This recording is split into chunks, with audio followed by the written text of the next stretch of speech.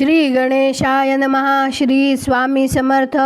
सुप्रभातम. नमस्कार. सिया ऑफिशियलवर आपले सुस्वागतम. योगेशं सच्चिदानंदं वासुदेवं रजप्रियं धर्मसंस्थापकं वीरं कृष्णं वंदे जगद्गुरुं. आज आपण महाभारतातल्या पहिल्या खंडातल्या आदिपर्वातले महाभीषाचे उपाख्यान हे उपपर्व वाचायला सुरुवात करूया. वैशंपायन म्हणाले, इक्ष्वाकू वंशामध्ये जन्मलेल्या महाभीष या नावाचा विख्यात राजा होऊन गेला. तो सत्यवचनी होता आणि त्याचा पराक्रम बिनतोड होता. त्या राजाने 1000 अश्वमेध यज्ञ केले आणि तसेच 100 राजसूय यज्ञ केले. या योगे त्याने देवाधिदेव इंद्राला प्रसन्न करून घेतले आणि त्याला स्वर्गाची प्राप्ती झाली. एकदा देवांनी ब्रह्मदेवांची आराधना केली. त्या ठिकाणी अनेक राजर्षी जमले होते आणि राजा महाभीष सुद्धा तेथे उपस्थित होता. एवढ्यात सर्व सरितांमध्ये श्रेष्ठ असलेली गंगा पितामह ब्रह्मदेवांकडे येण्यास निघाली असता चंद्राप्रमाणे धवल असलेले तिचे उंची रेशमी वस्त्र वाऱ्याने उडविले. त्याचबरोबर सर्व देवांनी एकदम मानाखाली घातल्या. पण राजर्षी महाभीषाने मात्र तिच्याकडे टक लावून पाहिले. महाभीषाच्या हातून असले असभ्यपणाचे वर्तन घडल्यामुळे ब्रह्मदेव त्याला रागावून म्हणाले, तुला मर्त्यलोकामध्ये पुन्हा जन्म घेणे भाग पडेल आणि नंतर तुला स्वर्गलोकाची प्राप्ती होईल. हे दुष्टबुद्धीच्या महाभीषा, ज्या गंगेने तुझ्या मनाला भुरळ पाडली ती मर्त्यलोकामध्ये तुझी पत्नी होईल आणि तुझ्या मनाविरुद्ध वागेल आणि तिच्या दुर्वर्तनाचा तुला क्रोध आला म्हणजे शापापासून तुझी मुक्तता होईल.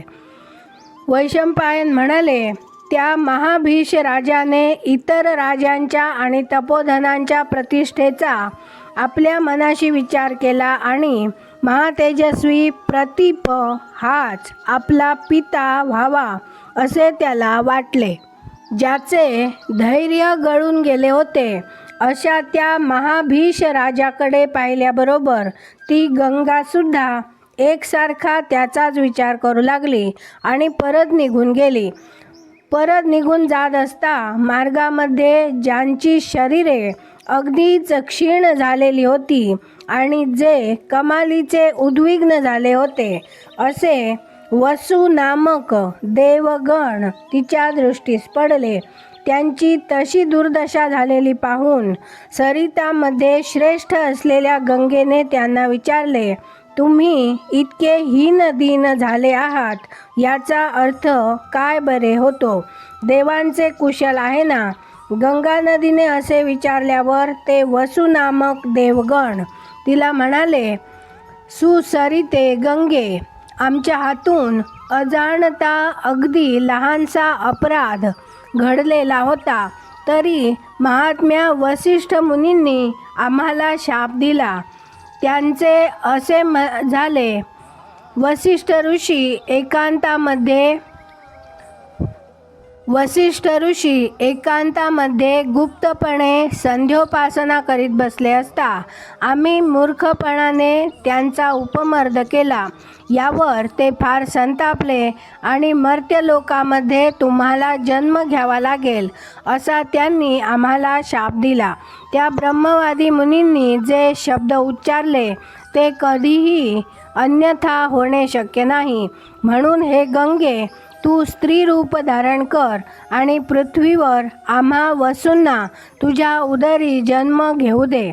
हे शुभे, कोणत्याही कारणास्तव आम्ही मानव स्त्रीच्या उदरी जन्म घेणार नाही.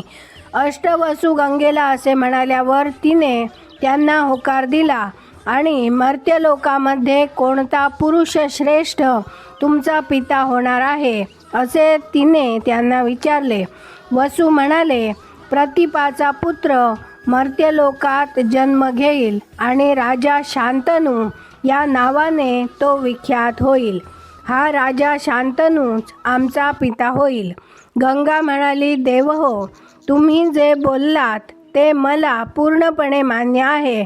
मी त्या शंतनू राजाचे प्रिय करीन आणि तुमच्या मनातील इच्छाही तृप्त करीन.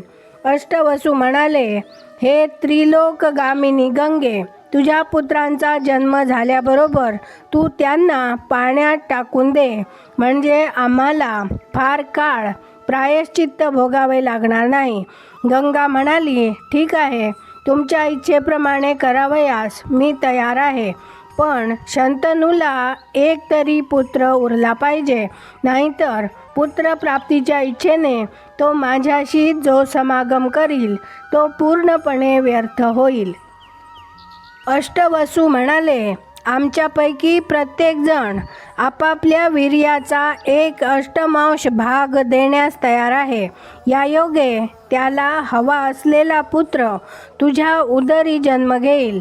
परंतु अशा प्रकारे उत्पन्न झालेल्या या पुत्राला मर्त्यलोकामध्ये संतती होणार नाही. तुझा हा पुत्र निपुत्रिकच राहील, पण तो महापराक्रमी होईल.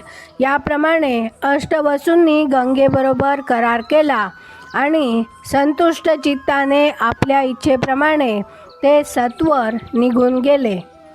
आज आपण इथे थांबूया. माझ्या सिया ऑफिशियलला सबस्क्राईब केले नसेल तर कृपया आत्ताच सबस्क्राईब करा आणि दररोज महाभारत कथा ऐकण्याचा आनंद अवश्य घ्या. बाजूच्या बेलवर क्लिक करून लाईक करायला विसरू नका. शेअर करा, कमेंट करा आणि कमेंटमध्ये राधे राधे लिहायला विसरू नका. धन्यवाद. जय श्री कृष्ण.